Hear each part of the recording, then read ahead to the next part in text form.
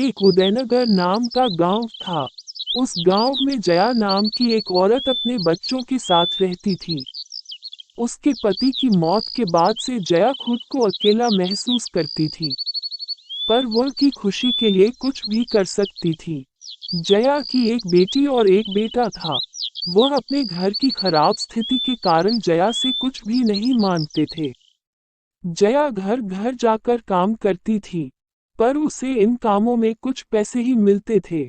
एक दिन जब जया घर में काम कर रही थी, तब बाहर से एक आदमी आया। उसने जया से कहा, ओ जया, मेरे पैसे कब दोगी?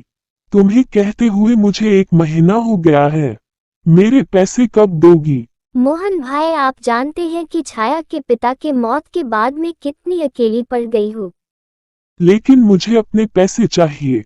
मैं 5 दिन बाद वापस आऊंगा। मुझे मेरे पैसे चाहिए।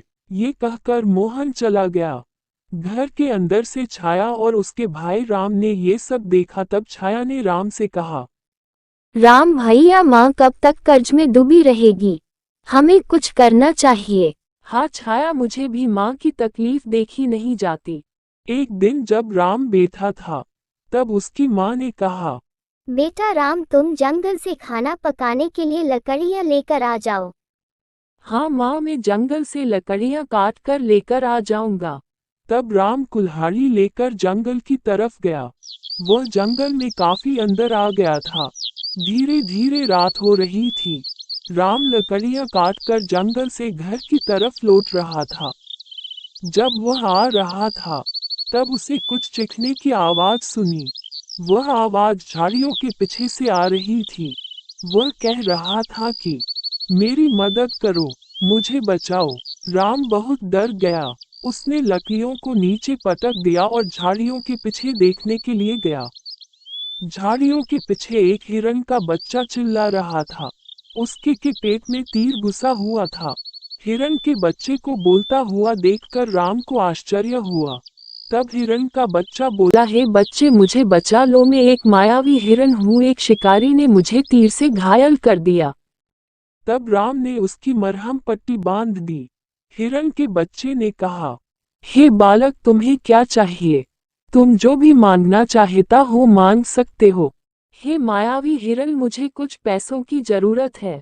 तब मायावी हिरण ने ढेर सारा सोना वहां पर रख दिया और मायावी हिरण गायब हो गया।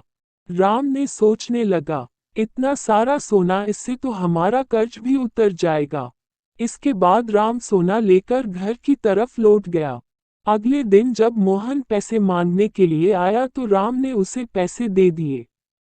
मोहन वहां से चला गया। राम घर में आया तो उसकी ने पूछा, राम बेटा, इतने सारे पैसे कहाँ से आए? माँ, मैं कल लकड़ियाँ लेने के लिए जंगल में गया, तब मुझे वहां पर एक घायल हिरण का बच्चा मिला।